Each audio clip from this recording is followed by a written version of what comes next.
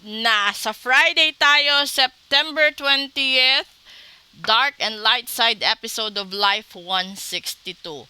Dito natin malalaman, saan na naman manggagaling yung mga problema nyo sa araw na ito hanggang bukas. Okay? Huwag na kayong alam nyo, kakaumpisa lang no, ng mga panibagong cycle ng karma.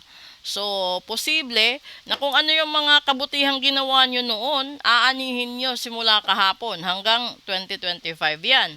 Pero, kung mas marami at mas mabigat yung nagawa nyong kasamaan at pananakit sa damdamin ng kapwa, well, yan din yung aanihin ninyo. Kasi parang ano lang yan, di ba?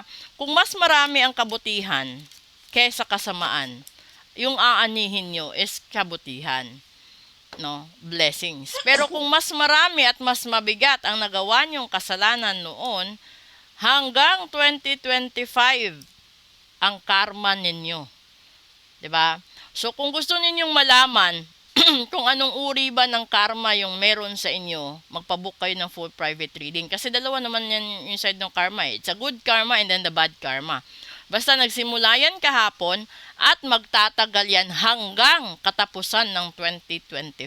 Mantakin nyo, pag kayo nag-harvest ng kamalasan, ibig sabihin walang asenso hanggang matapos ang taong 2025. Okay, tignan natin dito. Una na naging sanhi ng problema.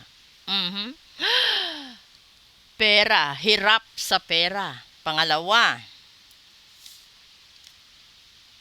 isang tao or breadwinner sa buhay. And pangatlo, chariot. Okay, eto na naman tayo. 'Di ba? So, posible, unahin natin sa negosyo. Posible na nagnenegosyo ka, no? Hindi mo inaasahan na yung kapitalista mo ay hindi na siya magbibigay. Tinuldukan niya yung suporta sa'yo. Kaya ka nagkakaroon ng problema sa pagbabalanse ng expenses mo kontra sa capital mo. Kaya posible na maputol yun, 'di ba? Hindi na maging maganda ang takbo ng negosyo. Ito 'yon, isang magandang halimbawa ng karma. Kasi kung ikaw nahihirapan sa buhay or mahirap ang takbo ng buhay mo tapos ginamit mo ang isang tao para gatasan ng pera, 'di ba? Resources, darating ka sa punto na itong taong ito mahuhuli ka at aalis yan sa buhay mo. So kapag nagsimula ka, yung pagsisimula mo, nag-iisa ka, wala kang pera, walang tagatustos ng wants mo, wala kang mababalanse, 'di ba? Kasi hindi ka handa eh. Yung mindset mo kasi nung time na yon, maghahanap ka ng taong gagatasan mo, gagamitin mo para gumaan ang buhay mo. Ang hindi mo alam, darating yung panahon, kakarmahin ka, mawawala yung taong yan sa buhay mo, 'di ba? So, posible, mawala siya ng natural, or mamatay yan, or bawiin, no? Ng totoong may-ari. Alam nyo na yung ibig kong sabihin. Dito, tignan natin kung ano ba yung dapat. 7 of Wands. Pangalawa, the Knight of Cups. And pangatlo, this is the 5 of Wands. Alam mo kung bakit? Yan, 'di ba? Yung 7 of Wands kasi, ibig sabihin, panindigan mo ang sarili mong desisyon. Kung nangako ka sa tao, tuparin mo. Kung hindi mo kayang tuparin, sabihin mo doon sa tao na huwag kang umasa dahil hindi ko kaya tuparin ang binitawan kong pangako noon. Yun yung dapat. Kasi naghihintay yung taong pinapangakuan mo sa mensahe na gusto niyang marinig galing sa'yo. At dito naman, this is the 5 of Wands. Ibig sabihin, may conflict talaga sa buhay.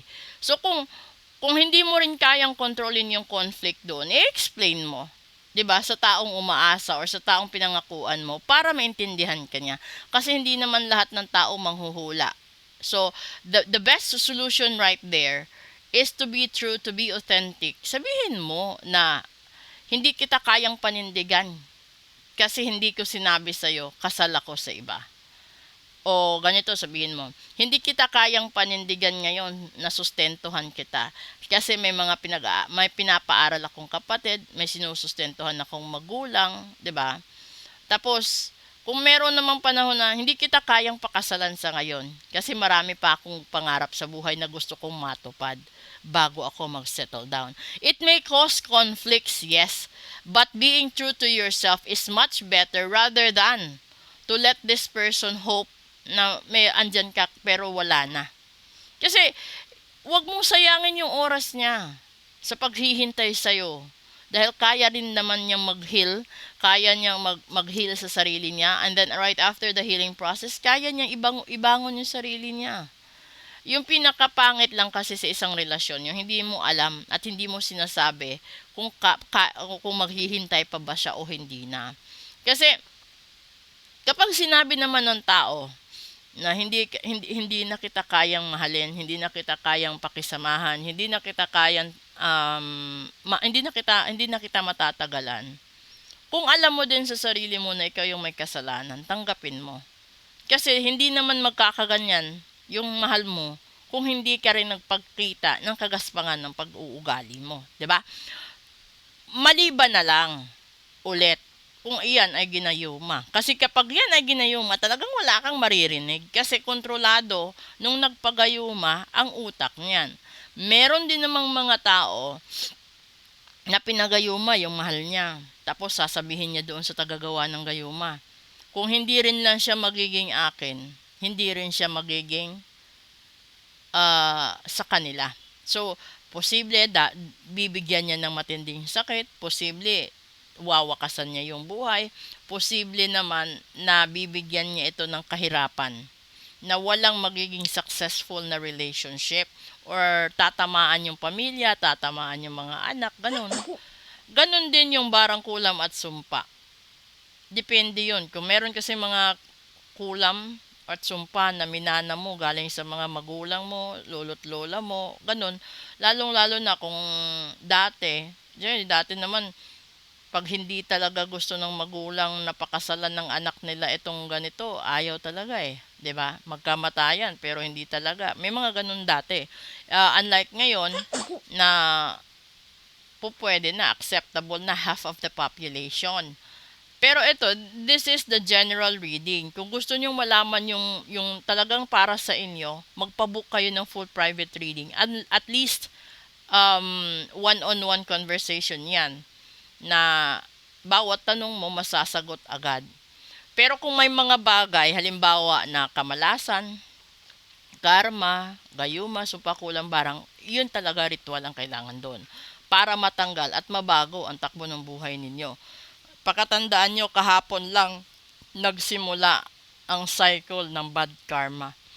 At kahapon lang din nagsimula ang cycle ng good karma. So kung alin man yung matimbang sa mga ginawa nyo sa past few years, yun yung aanihin ninyo ngayon. At take note, yung susumahin ng Diyos dyan is 10 taon.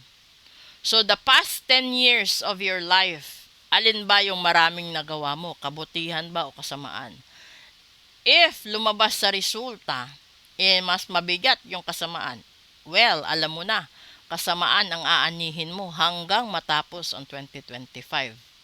So, kung ayaw mong mangyari yan, pwede mo namang makontra yan, pero idaan mo sa ritual. At mahaba-haba yan.